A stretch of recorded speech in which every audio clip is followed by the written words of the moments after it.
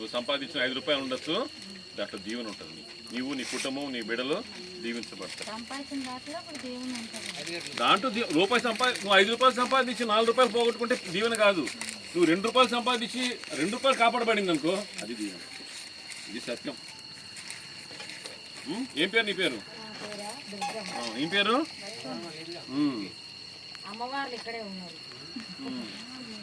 ఎప్పుడైతే ప్రభుని అంగీకరిస్తారో మీ జీవితాలు, యేసు ప్రభు చేపలు పట్టే దగ్గర వచ్చి చేపలు పట్టే వాళ్ళని పిలిచాడు. ఆయన పిలిచి మేము మనుషులు పట్టే జాలలుగా మిమ్మల్ని చేస్తానని చెప్పి పిలిచేటప్పుడు వాళ్ళు చేపలు వదిలేసి వలలు వదిలేసి ఆయన వెంబడించారు.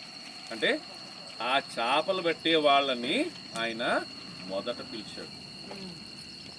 అంటే వాళ్ళని ప్రేమించాడు. ప్రేమించే దేవుడు. ఎవరు కూడా చెప్పరు ఈ లోకంలో. ఏ దేవతలు ఎంతమంది ఉన్నా కూడా అదే మిమ్మల్ని ప్రేమిస్తున్నాను ఎవరు చెప్పారా మీకు? ఎక్కడ రాసిందా? నేను బైబిల్ చెప్తుంది, నేను ప్రేమిస్తున్నాను. దేవుడు చెప్తుంది, నేను ప్రేమిస్తున్నాను. ప్రేమించే దేవుడు. ప్రేమించే దేవుడిని కలుసుకుంటే అంటే ప్రేమ ఎలా చూపిస్తారు? ఒక తల్లి ప్రేమిస్తుందమ్మా పిల్లల్ని. ఎలా ప్రేమిస్తుంది? రాత్రి అంతా జ్వరం ఉందనుకో మేల్కొని ఉంటాం. అవునా? అంటే త్యాగం లేకుండా ప్రేమ చూపిస్తారా? కష్టం.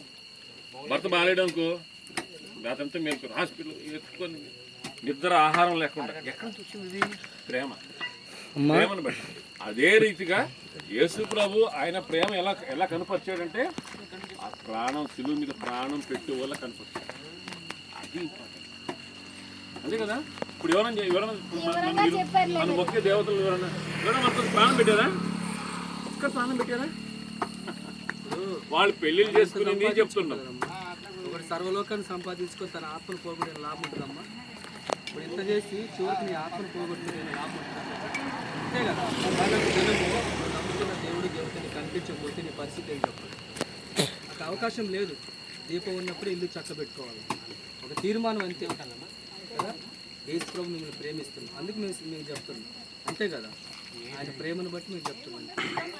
మనం ఇంత చేసుకుని ఇంత బతులు బట్టి ఇంత చేసి నరకాన్ని బట్టి లాభం చెప్పి కష్టమే కదా. కాబట్టి యేసు ప్రభు నమ్ముకోండి. మీ జీవితాలు దేవుడు పరలోక రాజ్యం దేవుడు మీకు ఇస్తారు.